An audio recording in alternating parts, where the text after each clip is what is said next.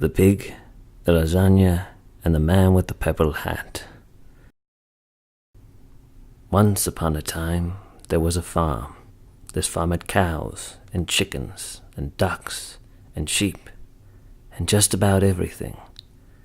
It even had a pig. The farm was owned by a man with a purple hat.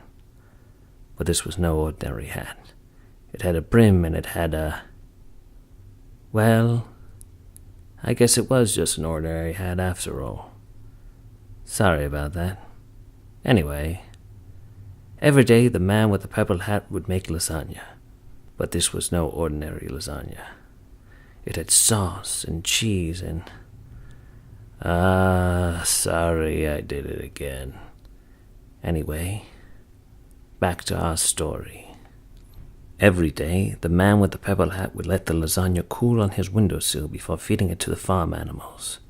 He would feed it to the cows, and the chickens, and the ducks, and the sheep, and even the pig. One day, a great storm appeared on the horizon.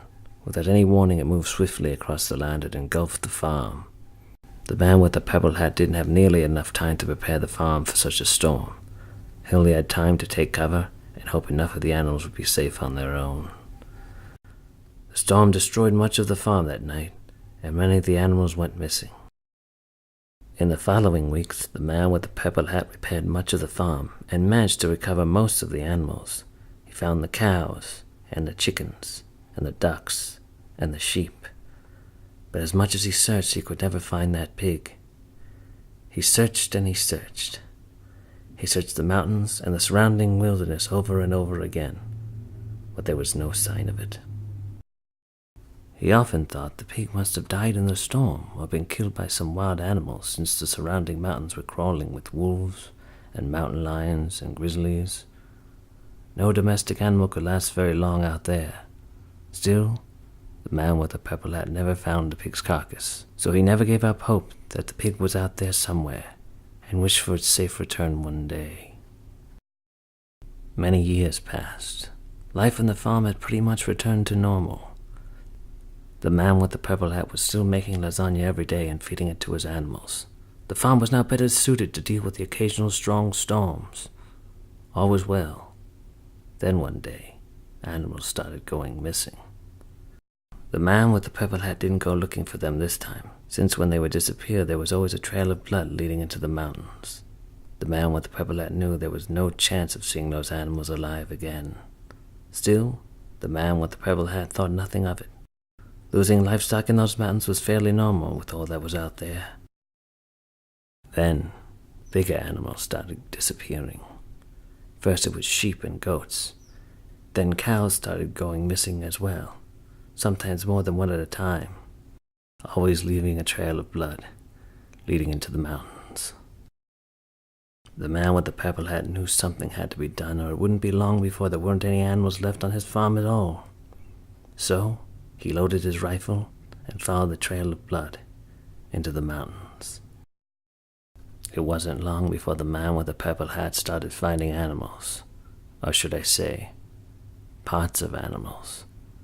But it wasn't just animals from his farm, and it wasn't just farm animals. He was finding parts of cows, and chickens, and ducks, and sheep, and wolves, and mountain lions, and grizzlies. Something was wiping out everything around. It was devouring every farm and every wild animal in the mountains. In fact, the only live animals around were the many vultures that were now so fat they were struggling to fly. The man with the purple hat finally came upon the carcass of a giant grizzly bear. There really wasn't much left of it. It was hard to tell what kind of animal it really was. There was an old Apache medicine man standing next to it. He was reciting some kind of Apache chant. The man with the purple hat asked the old medicine man what kind of animal could have done something like this. The old medicine man said only one animal, the great beast of the mountains, and he was there to honor it. The man with the purple hat left the mountains both confused and very scared. He didn't understand what exactly was going on, but he knew his rifle wouldn't do much against whatever was lurking out there in the wild. So, he followed the trail of blood back home and went back to taking care of the farm. A week passed. Life on the farm had pretty much returned to normal, and no more animals had gone missing. Then one day, as the man with the purple hat was placing a fresh batch of lasagna out on the windowsill, he heard a terrible scream from one of his cows. He looked out the window to see what was wrong, and there it was. The beast the old medicine man spoke of was right there in the middle of his farm, devouring a large cow. It was the biggest thing the man with the purple hat had ever seen. But after looking at it in amazement long enough, he realized what it really was. The giant beast of the mountains was his long-lost piglet from all those years ago. You could tell from its unique fur pattern that was still there after all these years. It was alive after all, and it was very, very hungry. Although now it wasn't much of a pig at all. It was more of a half-pig, half-rhino, half-elephant type thing. I know what you're thinking. You're thinking I made a mistake. That's too many halves. I should have said a third pig, a third rhino, and a third elephant. Well, you're wrong. I didn't make a mistake. The pig had grown so much and changed so drastically in its wild metamorphosis that it now had 3 halves, and this 150% beast no longer hungered for the taste of lasagna. He was after only blood, and nothing could stand in his way. The man with the purple hat didn't know what to do. He grabbed his rifle, ran out of the house, and opened fire. The shots had no effect on the beast. It was now on its 3rd cow and going through livestock fast. The sky filled with circling vultures awaiting their chance at scraps. The man with the purple hat opened fire again. This time he managed to hit the beast in the eye. This only managed to make it angry. The beast saw the man with the purple hat and began charging right for him. The ground shook like an earthquake. The man with the purple hat lost his footing and fell to the ground. The beast was closing in fast. Just when the man with the purple hat was ready to meet his maker, something attacked the mountain beast and knocked it on its side. It was the lasagna that was cooling on the windowsill. The man with the purple hat got up and ran inside where he still had the chance.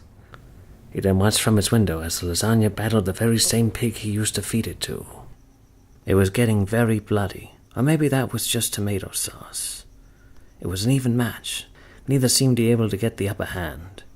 Then, with one mighty blow, the lasagna knocked the beast into 3 halves. The beast of the mountains was no more, and its 3 massive halves lay lifeless on the farm. The lasagna returned to the windowsill to finish cooling. Suddenly, the old medicine man appeared.